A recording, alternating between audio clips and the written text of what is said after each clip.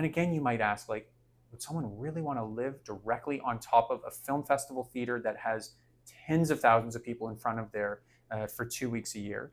And it turns out the answer was yes. People want to be where the action is and where celebrities are, and where the red carpet is. And again, you start to see this once or twice, and you start. Welcome back to Untitled Planning. I'm Sammy. This is Alex, and our guest Matti. Go watch the first part where we interview him. So in this kind of phase, in this segment in our co-hosting episode, Matti is going to talk about housing and maybe sprinkle in some of his other interests, and we'll have this dialogue and this conversation. So first thing first, what interests you in housing overall? I know we're gonna. What's your? I am so interested in the connection between housing and infrastructure. The idea that the way that we build our infrastructure influences what housing typologies and what types of housing get built, and what types of housing then influence what types of infrastructure are effective, and how we fund them and finance them. So, and ultimately, that sounds kind of like that it's about concrete and steel and buildings, but it's really also about the types of communities we're building. It's increasingly about how we're building communities that have the types of spontaneous interactions, the types of that can support the types of businesses that are local, and the types of streetscapes that are really vibrant and lively, the types of places that encourage people and enable people to be active and move around in ways that they can either use a car less or not at all, or if we're building the types of spaces that are that really are locking in a very prescribed type of lifestyle, which is very much around the car, and can ultimately become expensive to provide, expensive to maintain, and expensive to live in.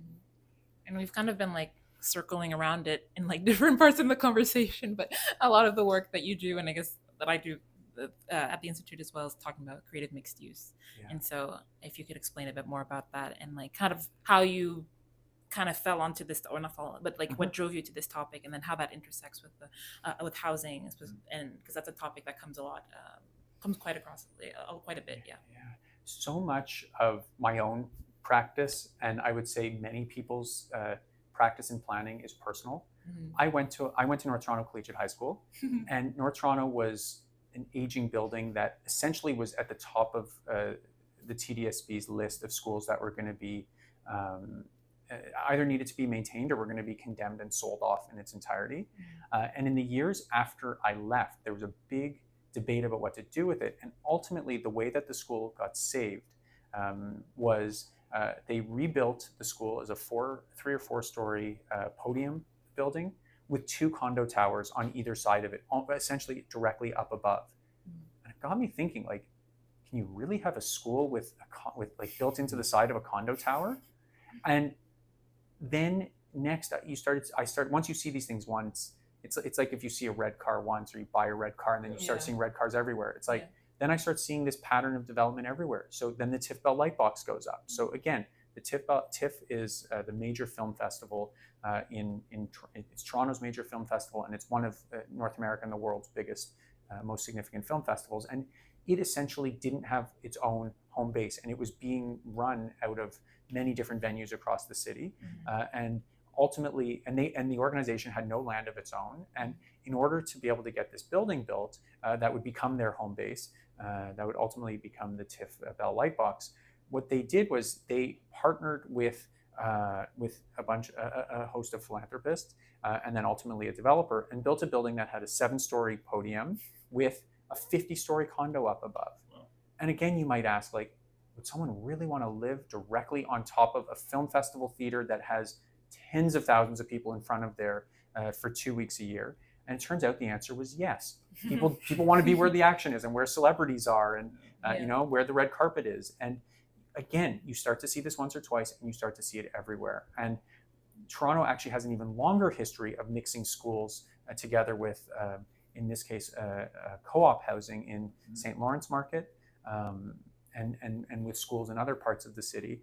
And then you started seeing these really creative, interesting examples come about. So in the East End, we have the Red Door Shelter, which is a shelter for women and families that's built into the side of an upscale condominium. Again, you might ask, how does this happen? What are the processes and what are the decision making? And does this work? And what's interesting is that's just one example. You start to see theaters, you start mixed with housing, you start to see recreation centers mixed with student housing, all of these types of synergistic uses that are using space in a way that allows the city to grow and thrive and change and for development to happen so people have places to live, but also creates this social infrastructure fabric that makes for a thriving society. Because that's what we've really grappled with. We've grappled with this challenge of, if we build everything in its own single use, in its own footprint, things become so spread out that it's hard for them to be serviced by infrastructure. It's expensive for each of these facilities to be operated. And then it's difficult for people to reach them with anything other than the automobile. And you start to see a city like Toronto, none of this was intentional.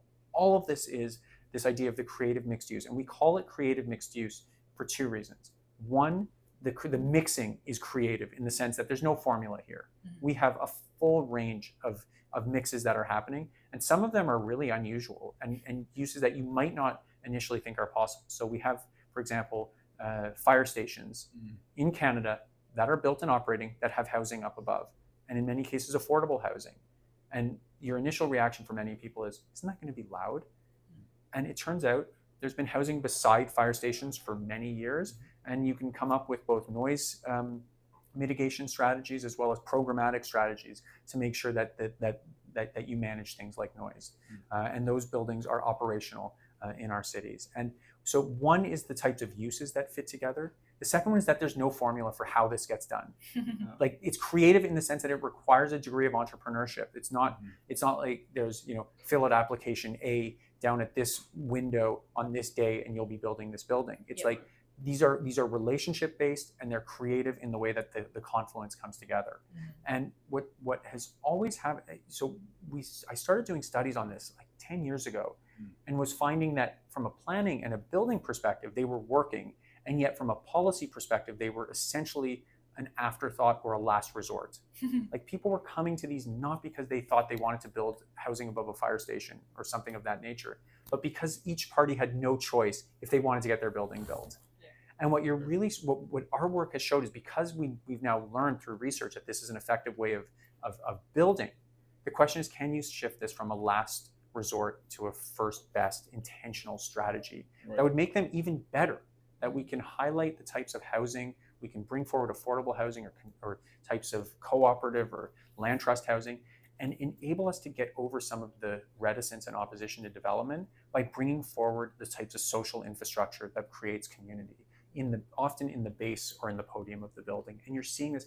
Toronto is a city that's flown completely under the radar. There are like 50 or 60 of these buildings now that are operational and working. And to me, it helps solve some of that conundrum around, how do we leverage development for the social and community interest. And it provides more density, right? Places for people to live. Yeah. I mean, Housing density. to come back to this, I mean, we're desperate for places for people to live. Housing has become immensely unaffordable. It's impacting young people in particular, but also people who have been renting or in precarious income situations, and now people with really solid jobs graduating from programs like ours are struggling, to find affordable places to live. I mean, this is really at a crisis point. And correct. Yeah. Correct. And the risk is big. I think we should be really clear about what the risk is. The risk is that that people who graduated from our excellent universities in this city and other big cities that are facing similar challenges, this isn't just a Toronto problem. They will look for other places to go. And in a city like Toronto, in a country like Canada, we might find that immigrants who have been wanting to come to Canada might find that either it's too unaffordable or they might not be able to stay. And that's also a risk for a country that has benefited hugely from immigration over the years. So, we have these challenges that the way that we do city building, really, like, this is such a critical moment.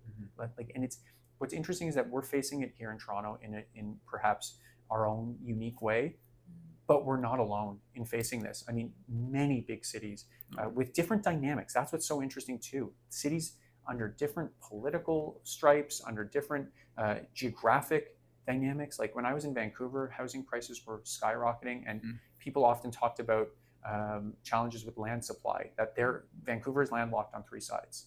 You know, it has the ocean, the mountains, and the American border.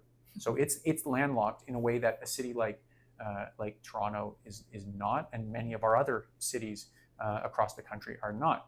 And yet we're facing fairly similar types of challenges around affordability, and they're facing these challenges in New Zealand, they're facing them in Australia, they're facing them in the UK. You know, it will become the challenge of our time. And to be super clear about this, there's not a shortage of land. There is not a shortage of land within our built up areas. The gap is how we actually bring that land into the development process and build the diverse suite of housing that will provide housing with the size of units that people need, especially family-sized units, and also at the range of affordability, and in some cases support services, whether it's for seniors support services, whether it's for people who need other types of supportive housing. That's really where we're at, but it's so urgent. So, as you said, there's not a shortage of land. Let's have the discussion around the Greenbelt. As we know, they're cracking into the Greenbelt for housing, as they claim. What are your thoughts on that, I guess, as an experienced planner, professor? I think opening up the Greenbelt and arguments around more land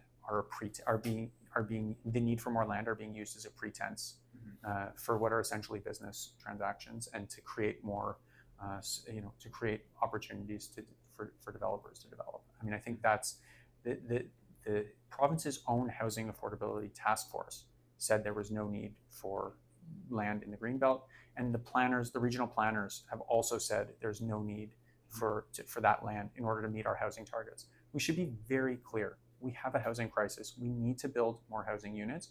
We need to make sure that renters in particular are being provided protections. This is a challenge of housing supply. There's also issues on the demand side that we need to be aware of and plan for and put policy in place for. But what is not needed is opening up the Greenbelt under the pretense of a housing crisis that will really set us back in so many other ways. Keep in mind too, this isn't just about opening the Greenbelt. This is also about building massive highways that are going to traverse through the Greenbelt. These are the types of lands that in some cases are on floodplains. This is, the floods that we've seen in certain areas. These are the types of lands that flood. These are the types of areas that are ecologically sensitive. They're the types of areas that are for habitats and species. This is some of the best farmland in the entire country. Building on the Greenbelt is really the notion that we have a land shortage is being used, I think, as a pretense to open up areas that otherwise politically were infeasible. And I think that's what you're starting to see in some of the discourse. But you're also seeing huge swaths of the community pushing back and saying that this Greenbelt is critically important spaces. So this is where we're starting to see the political side of planning, and where sort of a policy debate has now turned into a political scandal over who's benefiting from these types of decisions, and we're kind of right in the thick of that as we speak. It's beyond unfortunate because of all the studies and like professional experience out there, and the professionals out there that are going like, don't do it. Don't do it, please. And people, and like it still like seems like it's gonna happen, right? And it kind of just shows like, even though the evidence is right in your face that it's not needed, like these things are like, they can still proceed forward, they can still happen, and that kind of, it's like just a very unfortunate case. So can just to give your audience a sense of the land, because sometimes we say there's no shortage of land. And then people say, well, where is that yeah. land? So let's just articulate like exactly where some of these sites are in our own region. So this is great. This is Toronto based, but you could find the same examples all across North America and likely all over the world. So one of the trends that's happening is some of the aging shopping malls in our region and across the country and internationally, which were built as single-use shopping malls with very large parking lots, are now being intensified. We did a study at the Infrastructure Institute that showed that just 6 landholders, mostly retail, like grocery stores, but a couple of other big box retailers, on their lands in this region alone, they could build 70,000 housing units. Wow. This is land that's close to, many of the sites are close to transit, they're close to servicing, there's no, you're not needing to run new pipes and new electricity cables, they're in areas they're already serviced. 70,000 units, this includes 3-bedroom units, this includes retail on the main floor, so you're building complete communities, and park space too, so you're not just building forests of high-rise towers. So that's one example. Just those alone, 70,000. We didn't even look at the shopping malls, of which many are now starting to be redeveloped. Some of the larger sites in our region, like the Portlands, like East Harbor, there's opportunities to build thousands of housing units in those types of areas. Then there's the publicly owned lands, and we've often been reticent, and different departments and agencies and boards have been reticent to intensify on their own lands. But there are hundreds of parking lots that the city owns, some of them in super prime areas that could be intensified. There's transit stations. We should be building up above those transit stations. If you were to travel along Eglinton and look at the new Eglinton Crosstown, we essentially built stations as glass boxes right on top of some of the best transit, not just in this city, but in this entire country. We built 2-story boxes, glass boxes, when we could be building housing for places for people to live, connected to amazing accessibility. There are opportunities, and these are just a short list. Recreation centers often have very large parking lots that we could be building housing on. Libraries can have housing up above. We could be meeting our housing goals within our existing built-up area, and sparing and not touching our what is our precious lands in the Greenbelt. Yeah, and this is in the context of Toronto and the GTA. Yeah. Like, I'm from London, Ontario, where it's like sprawl city, like everything's sprawled, and they keep on pushing the boundaries, and it's like we have very little density. And there's this plaza, like the strip mall in London. And the developer that owns this whole strip mall, he was like, I want to essentially densify it. I want to have a condo. I want to have cafe shops. I kind of make it a bit like a little Toronto village. In London, we don't have that. And the council was like, no, it's going to create too much congestion. And I'm like, this is the most insane. Like, I don't know. Like, as a planner, I was like, that really like caught me off guard. That their reasoning was like congestion, or like we don't want traffic there. So one of the things that's often eye-opening for people is how long and how taxing it is to get approvals for intensification projects. If they have to go through the Committee of Adjustments, it is a real tough slog. We did some work where we looked at a project in the East End of Toronto. It was an affordable co-op building in the East End. It was being done by a nonprofit. They went through back and forth with the city about getting their approvals over a time period where interest rates went from something like 1.5% to something over 4%, and construction costs skyrocketed. This was a multi-year process. By the end of it, the financial feasibility of this relatively small building that was going to be affordable housing hung in the balance. That whether this could actually meet its financial feasibility targets was really in jeopardy. So, time is money, and the approvals process is long. A number of studies you need to build intensification projects. In the list of places where we could be building, I didn't mention any of the infill types of missing middle housing along our avenues, and also some of the sort of what's often been called missing little. So things like laneway houses or garden suites or multiplexes, which again, much of our cities have been frozen in time by the way we've done zoning. In a city like Toronto, I think the number is something like 70% of the city is zoned in such a way that until very recently you couldn't intensify. So those are other areas. And what you tend to find is because of the cost of those units, you tend to see more of a slow rollout of those rather than a huge deluge. But apparently more are now coming forward, and the ability to build them without having to go through a committee of adjustments and sort of as of right, as long as you're meeting certain goals and they fit within the safety standards and setbacks and other types of dynamics that are at play, really then I think opens the door to that type of intensification. But we're also going to need these large projects happening, like the plazas and others, if we're going to, and bigger projects at the shopping mall nodes. And again, one other point, I mean, we're building transit at a scale that has not been built in generations, and that is exciting. And it also means that we have an opportunity here to be matching transportation and land use. We talked about that earlier, and the risk is that we miss this moment. We build the proverbial glass box like we've built along Eglinton, and miss that opportunity to pair all of that financial investment that we're building into the transit. We miss the opportunity to then pair it with housing, and in particular affordable options and large enough units for families and really places for people to live.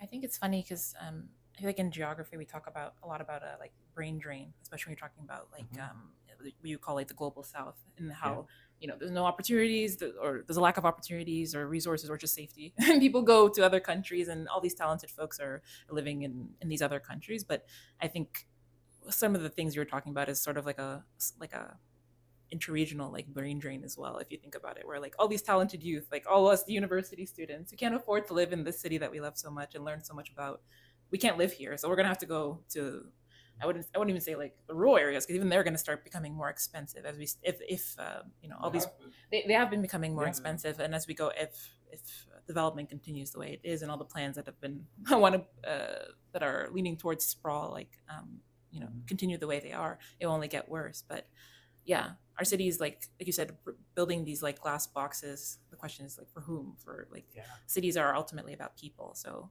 yeah.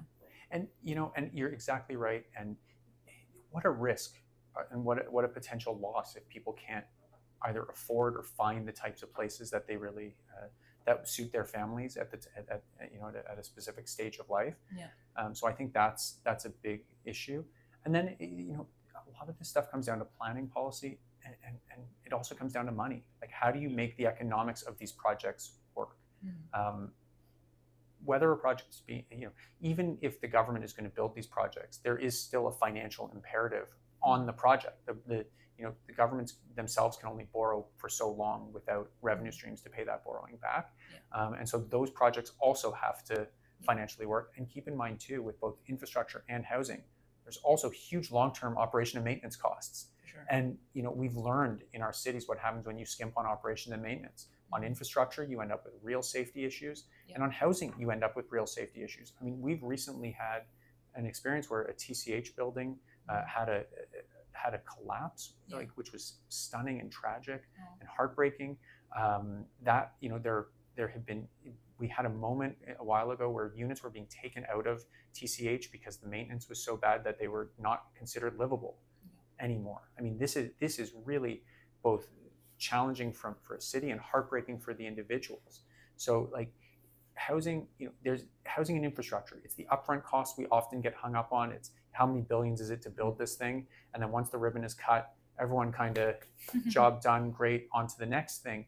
And yet the infrastructure needs to be maintained every day, every week, every month, every year for decades. And that requires revenue and capital and interest and attention. And that's I think, I often think of housing and infrastructure in this way, as this sort of life cycle of an asset. And I think we really need to be thinking of the infrastructure in that way, because it gives you an insight into what sort of strategies need to be in place, and then also how much money is going to need to be there over the long term. It's not just the upfront capital, which itself is a staggering big enough number. It's also making sure that you have money to keep this going and in a state of good repair for its entire lifespan.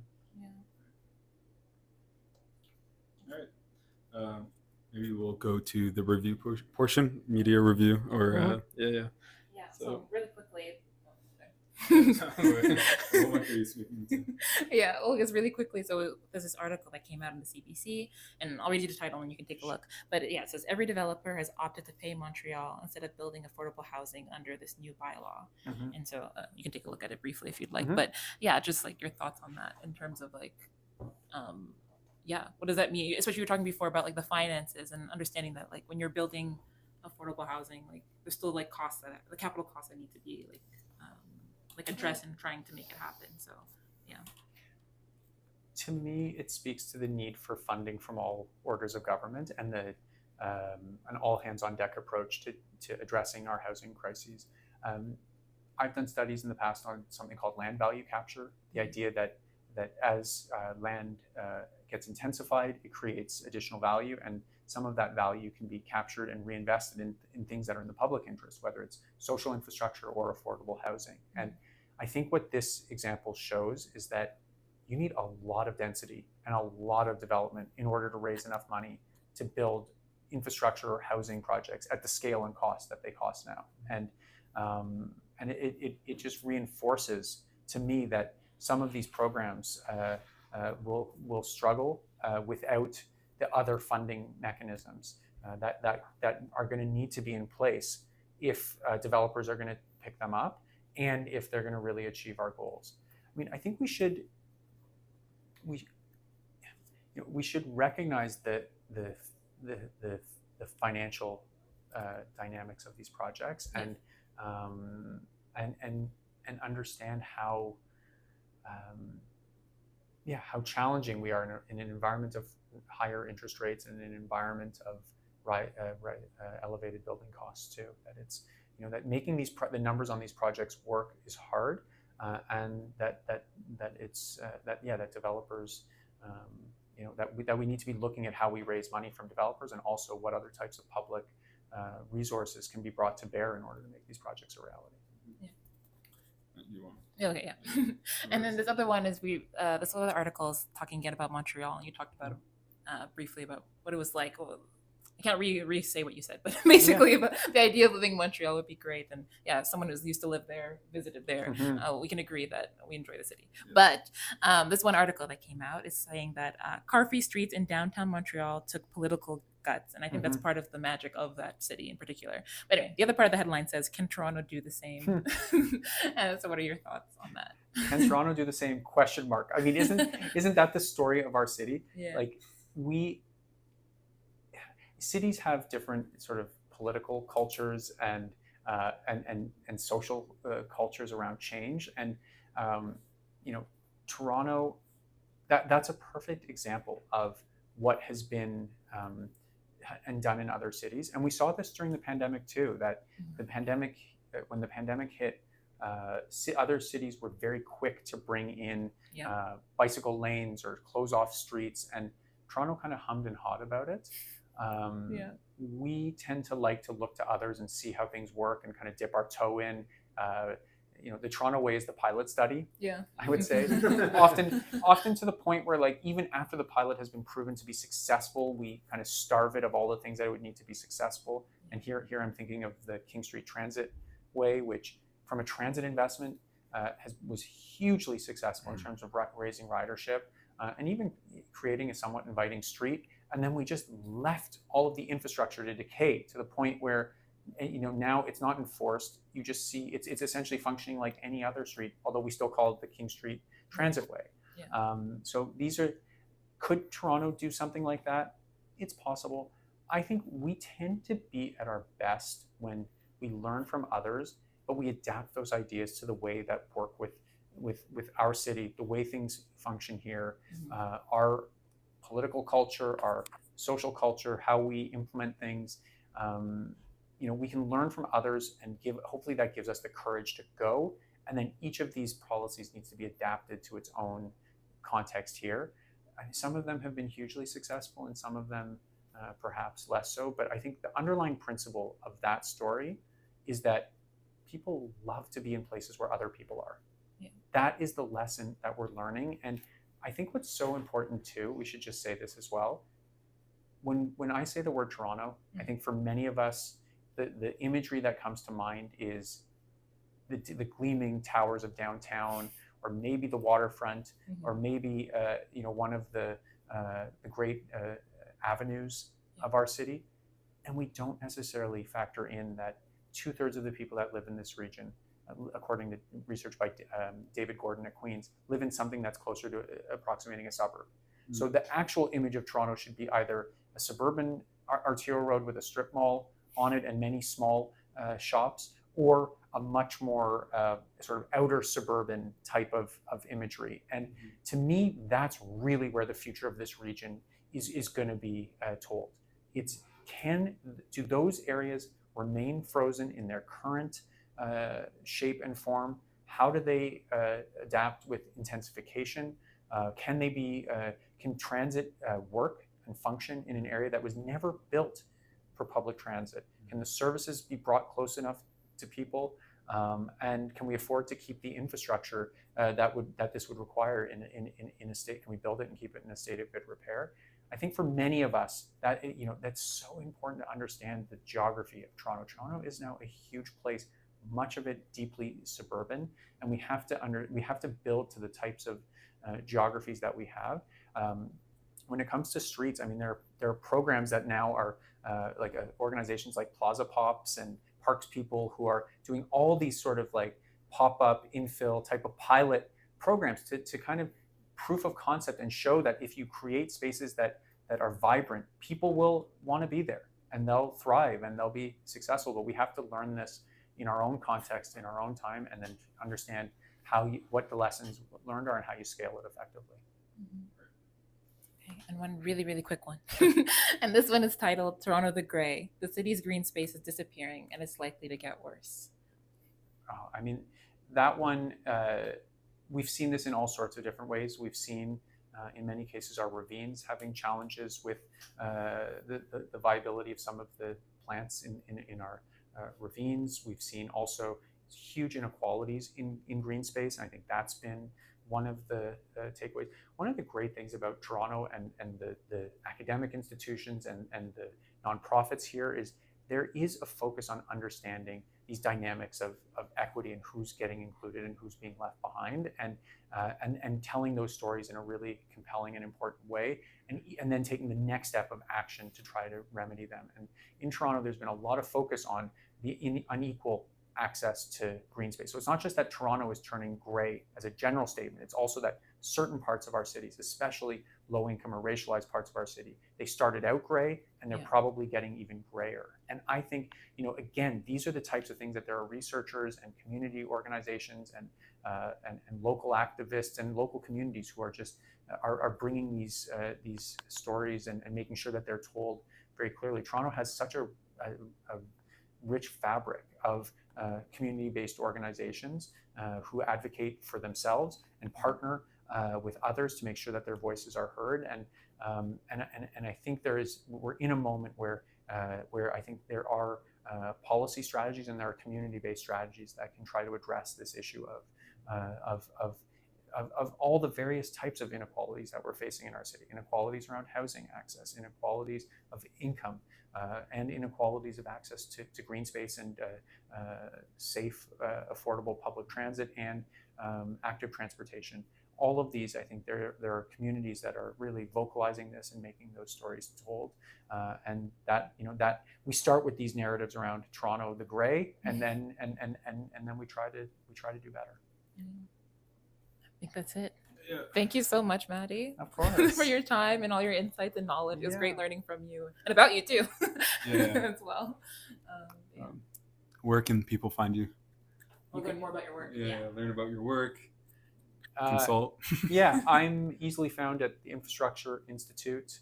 If you Google Infrastructure Institute, you'll find us. Please come to our website, take a look around. Feel free to reach out to me by email. Awesome. Thank you guys so much for watching. Like, subscribe, follow Instagram, and we're good. All right. Thank you so much, Matti. Thank you both.